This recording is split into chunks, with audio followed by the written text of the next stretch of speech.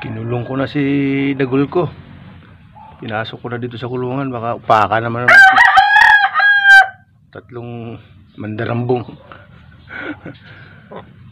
Si Dagol, oh, nasa loob na siya. Hindi na siya magalaw ng tatlong aso.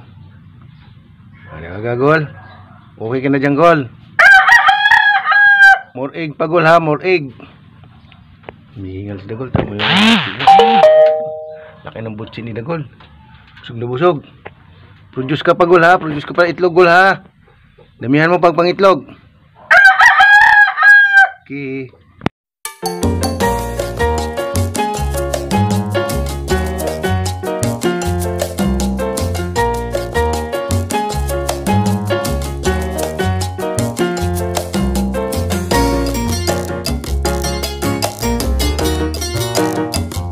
Yan yung mga lods, mga lodi. Tingnan mo yung itlog ng Dagol ko. Ubod ng laki. Pagkalaki-laki ng itlog ng Dagol ko. Oh, dalawa sa normal na itlog. Ang laki ng itlog ni Dagol. Ni Dagol-gol. Oh, baka malaglag ka.